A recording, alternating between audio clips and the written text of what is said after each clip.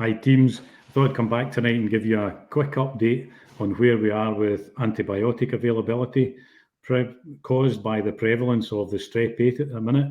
You may be finding some out of stock, so I'd like to give you as much up-to-date information as I have this afternoon to help you in that particular situation without you are in your pharmacy and with your pharmacy teams.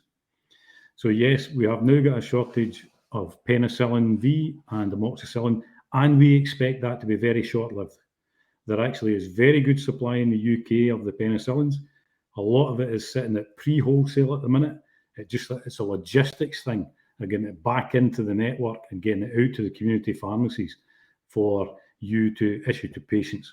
So there's no major shortage as such, although you may be experiencing very short-term blips and spikes in demand. Now, to go over that spike in demand, there has been guidance issued about what alternatives are to supply. There are some guidance about how we're able to get oral doses that can be ground down and made into solution or suspension, which I know that's not for everyone, and that will be an alternative we could use on some occasions. But for that, just to reassure you, we expect this to be a short-term issue.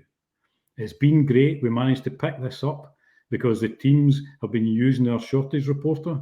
So Lynn and the team were able to draw me a report off this afternoon, and I could act and get in touch with government colleagues about what's actually happening. So that's the most up-to-date information that we've got.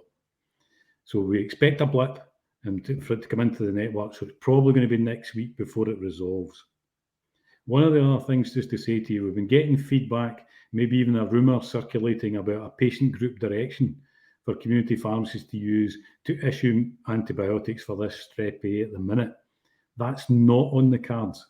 No one's spoken to CPS about that. I've inquired with my government policy colleagues. There's no intention to do that. Now, that's not to say if the situation gets any changes, it might come back. But as we speak this afternoon, there's no intention to issue a PGT about that. So really, I'm giving you the update of where we are. That doesn't help you tomorrow, so please look out for the guidance about alternatives and what other things can be prescribed. And the intention is that next week, this should resolve. If that doesn't happen for you, we'll be back in touch with some more information. But what I've given you is hot off the press and available this afternoon.